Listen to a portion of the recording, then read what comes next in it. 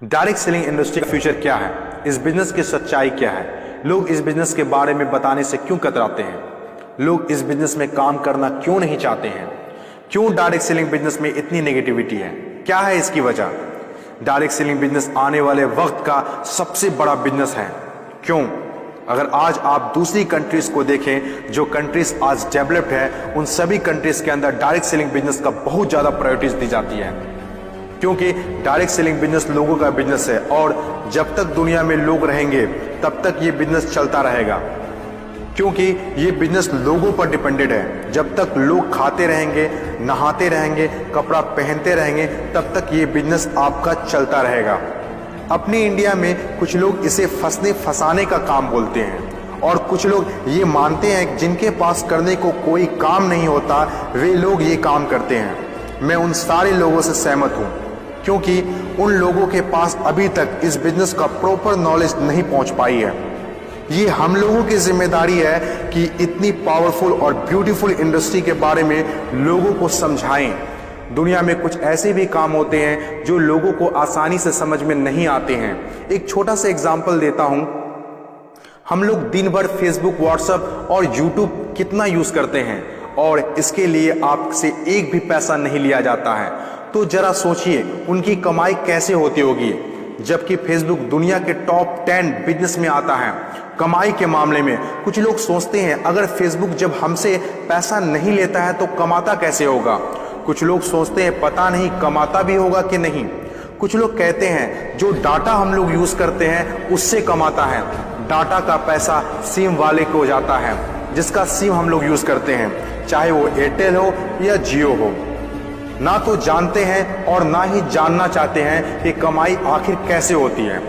दोस्तों, सबसे पहले आपके लिए ये जानना जरूरी है कि कोई भी इंडस्ट्री कैसे चलती है और कैसे बनती है। किसी भी नई इंडस्ट्री को चलने के लिए 4 फेज से गुजरना होता है। पहला जो फेज होता है वो होता है नेगेटिव फेज, और आज direct selling industry negative phase में है। ये फेज हर नई इंडस्ट्री को झेलना ही पड़ता है। जब भी मार्केट में नया बिजनेस आता है तो लोग पहले उसे ठीक से समझ नहीं पाते हैं और अनदेखा कर देते हैं। जैसे बैंकिंग सेक्टर के साथ हुआ, इंश्योरेंस सेक्टर के साथ हुआ, टेलीकॉम इंडस्ट्री के साथ हुआ। पहले ना तो लोग बैंक में पैसा जमा करते थे और ना ही इंश्योरेंस लेते थे, क्योंकि इंडस्ट्री नई थी, लोग डरते थे, किसी पर भरोसा नहीं था। लेकिन आज देखिए यही इंडस्ट्री है जिसके बिना किसी राज्यों की कल्पना करना असंभव है। जब नई नई प्लास्टिक इंडस्ट्री स्टार्ट हुआ तो 95% लोगों ने इनकार कर दिया ये कहकर कि यह पॉसिबल नहीं है। लेकिन उस वक्त भी 5% लोगों को विश्वास था और आज वही 5% लोग दुनिया में आगे हैं। आज हर चीज प्लास्टिक का है, जग हो या बाल्टी, कुर्सी हो या टेबल, खिलौना हो या फ्रेम, यहाँ तक कि डोर भी अब प्लास्टिक के हैं, जो आज से 20 साल पहले किसी ने सोचा भी नहीं था। आज direct selling business negative phase में है, इसीलिए इतनी सारी नेगेटिविटी है। और जब ये पॉजिटिव फेज की तरफ बढ़ता जा रहा है, नेगेटिव फेज में होने के बावजूद भी इस इंडस्ट्री ने कई लोगों की जिंदगियां बदल दी। दूसरा जो किसी भी इंडस्ट्री को फेस करना होता है वो दूसरा फेज होता है पॉजिटिव फेज।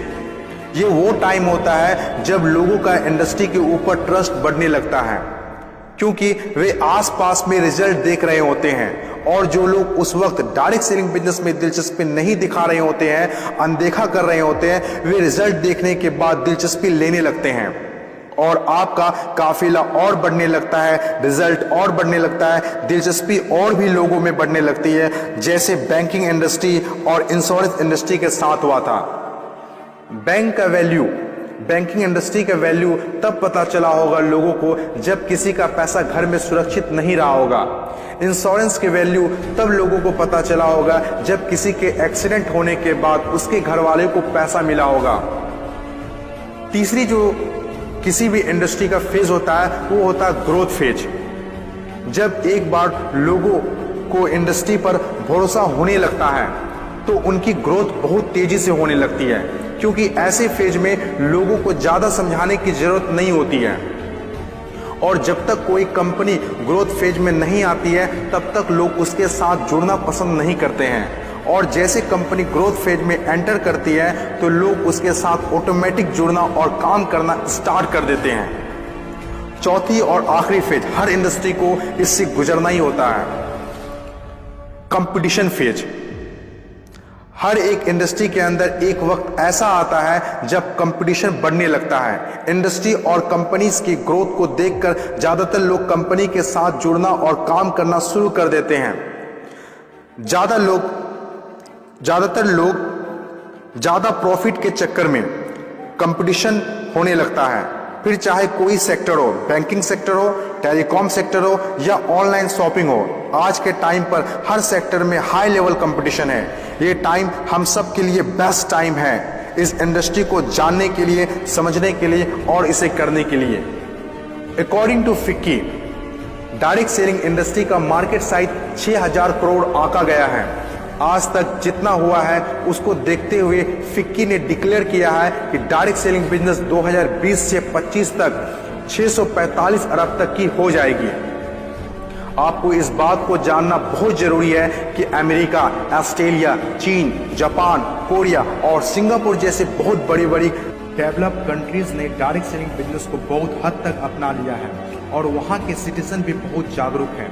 बदलाव के बिना तरक्की नहीं की जा सकती है और जो लोग अपने सोचने का तरीका नहीं बदल पाते हैं वे लोग अपनी जिंदगी में कुछ भी नहीं बदल पाते हैं।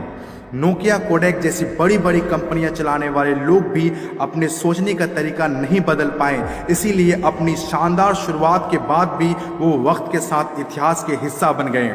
इन तमाम बातों से मैं एक बात बताना चाहता हूँ, बदलाव ही प्रकृति का नियम है। बदलना तो तय है, जो वक्त से पहले बदल गया उनकी जिंदगी बदल गई और जिसे वक्त ने बदल दिया उनकी भी जिंदगी बदल गई। फर्क साफ है, अगर वक्त के साथ बदल गए तो ठीक, वरना वक्त ने बदला तो बहुत तकलीफ होगी।